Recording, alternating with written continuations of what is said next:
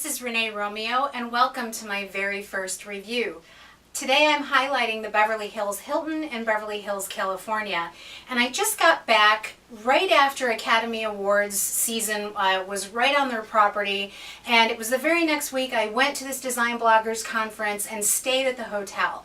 And so I had this image in my head of Hollywood glitz and glamour.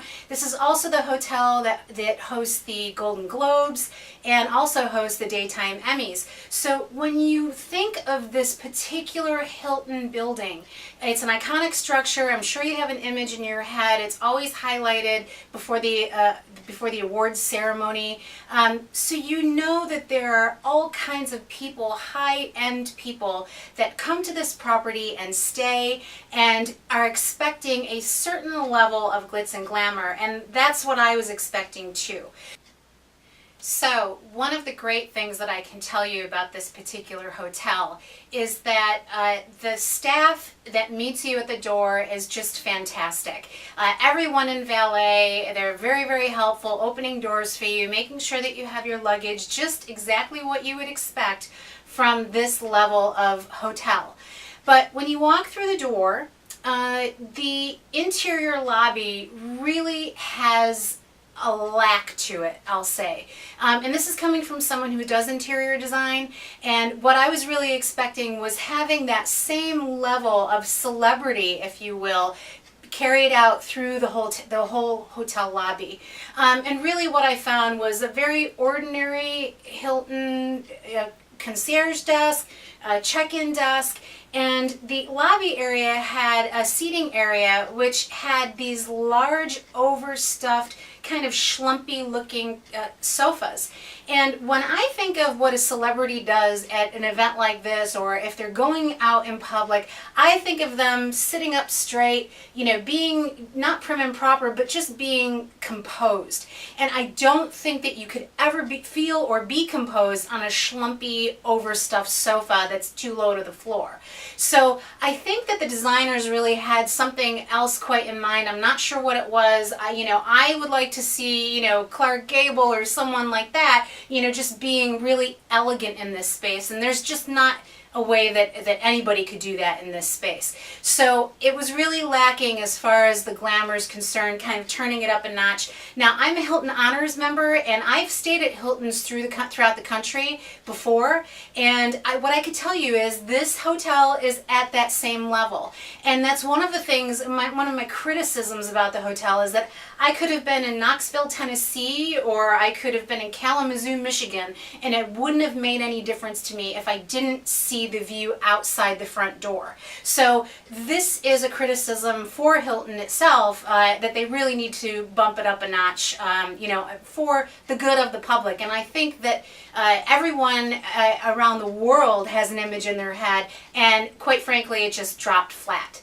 So from that point, I can tell you about the event center. It was the most comfortable chair I've ever sat in for 3 days, so that's a real plus. But on the negative side, their heating and cooling system was out of whack, so everybody was freezing for the 3 days that we were there.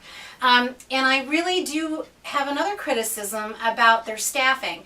I think that they put a lot of money into staffing for maid service, and they do a fantastic job. They are the cleanest rooms in the industry by far, including all the carpeting and the bathroom fixtures, everything. They do a wonderful job with that. But as far as the front desk people and as far as their wait staff in the restaurants, they really have a long way to go. I think these people are overworked. I think that they just don't have that nice, friendly, approachable look to them that they probably should have. So I really think that they need to put a little bit more effort into that.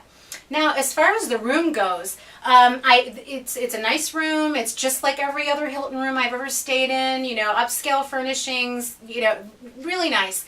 But again, this has something to do, I think, with the service of the hotel itself. I had to call down for slippers. Now, this is not something that you would ordinarily have to do if you were spending almost $300 a night for a hotel room. Those things should be in place for you, ready to go. The other thing is when you get on their site and you look at their bathrooms, the photos of their bathrooms, they have magnifying mirrors in the photos of the bathrooms. One was not in mine. I called down and they said they don't have any on their property. So I really think that they have a little bit of misleading advertising there, because it was something that I would have packed if I didn't see it on their site. So pros and cons. What I would say to you is that hotel itself has not been remodeled since 2003. They're going through building a Beverly Hills Astoria right next door adjacent to this hotel. Still on the same property but next door, and it seems to me as if all of that effort is being put into that property versus the Beverly Hills Hilton. I think it's neglected. I think it needs an update. I think that it shouldn't look exactly like Knoxville, Tennessee. It really should look like something super special so that when you walk through the door, you feel as special as you should feel when you're in Beverly Hills. So pros and cons, if you're looking for an ordinary Hilton that looks just like every other Hilton on the planet, then it's just fine for you. Great, go there.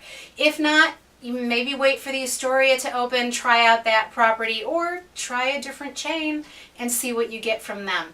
Because if you're looking for that glam, this really isn't the place, and I'm really, really sad to say that. So, this is Renee Romeo. Thank you so much for watching. I hope this was helpful and informative for you, and I hope that they make these changes. And by the way, I did send them a letter, and they sent one back, and they asked me if there was anything that they could do to correct the problem.